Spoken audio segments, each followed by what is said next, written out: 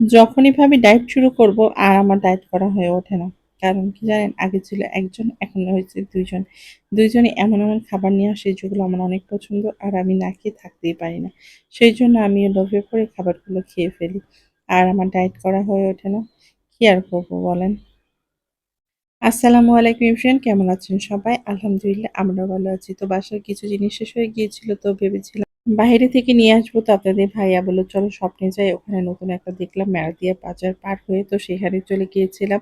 তো এখানে লিফটের ব্যবস্থা ছিল অনেক সুন্দর। আমার মেয়ের তো অনেক পছন্দ হয়েছে। তো সে তার বাবার সঙ্গে বারবার উঠছে নামতেছে। তো আমি বললাম, "আমি কিন্তু বাসায় চলে যাবো। তোমরা যদি এরকম দুষ্টুমি শুরু করো।"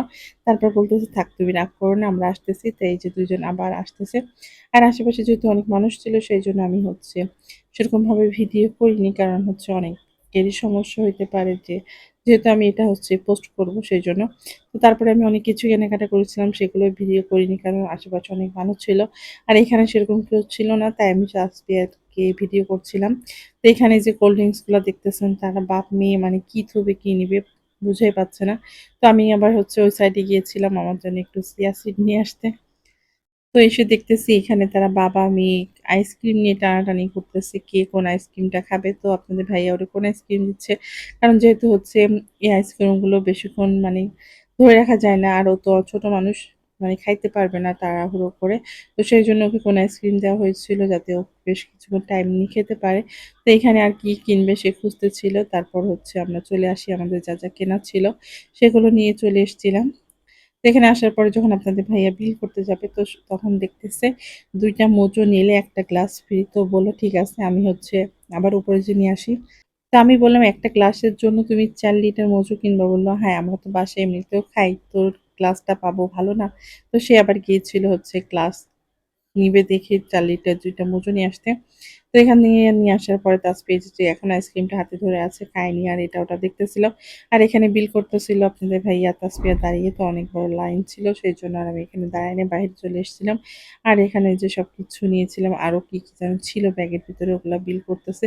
একটু টাইম লাগবে, সেইজন্য আমি আর এখানে বেশিক্ষণ থাকিনি।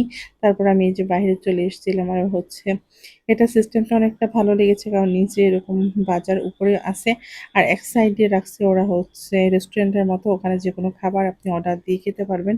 এই যে অনেকে বসে উপরে খাচ্ছিল। তো আমরা আর ওখানে থাকি নাই। তারপরে যে বাসায় চলে এসেছিলাম আর এই ভিডিওটা অনেকদিন পরে করেছিলাম। ভিডিও করার কোনো ইচ্ছা ছিল না। তারপরে করেছিলাম এইজন্য যে কে আছে ভাই যে ৪ লিটার কোক খায় একটা গ্লাসের জন্য। তো আপনাদের ভাইয়া এরকম একটা মানুষ। তো অনেকে জিনিসপত্র শেষ হয়ে গিয়েছিল। তো আবার সেগুলোকে আমি বের করছিলাম যে কি শেষ হয়ে গিয়েছে। যেমন লবণ, তারপর ধনিয়া গুঁড়া, ঝালের গুঁড়াটা শেষ হয়ে গিয়েছিল। তো এগুলো নিবো। আর এই যে ৪ টা কাপ নুডলস নিয়ে এসেছিলাম। ৩ টা খাওয়া হয়ে গিয়েছে। আর একটা আছে, এটা তাসফিয়ার জন্য রেখেছিলাম। আর গোলমরিচও শেষ হয়ে গিয়েছিল। আর মাঝে মধ্যে যেহেতু আমি নান রুটি বানাই, তো আমার ইস্টটাও শেষ হয়ে গিয়েছিল। সেইজন্য ইস্টটা নিয়ে এসেছিলাম। সয়া সস শেষ হয়ে গিয়েছিল। আর চিজ নিয়ে এসেছিলাম। আমি একদিন ট্রাই করব পিজ্জা বাসায়, জানি না কেমন হবে। তো সেইজন্য নিয়ে এসেছিলাম। আর এই যে এখানে সেই গ্লাসটা, তো গ্লাসটা আপনাদের ভাইয়ার নাকি অনেক পছন্দ। তো সে বের করে এনে উঠে রেখেছিল। তো আমি ব্যাগের থেকে বের করে দেখতেছি গ্লাস। তো মূলত এই গ্লাসটার জন্য আমি ভিডিও করেছিলাম। আর এই যে আমার বাজার সদাই। তো কেমন হয়েছে আজকের ভিডিওটা অবশ্যই কমেন্ট করবেন। তো সবাই ভালো থাকবেন, সুস্থ থাকবেন। আজকের ভিডিওটা এই পর্যন্তই। আল্লাহ হাফিজ।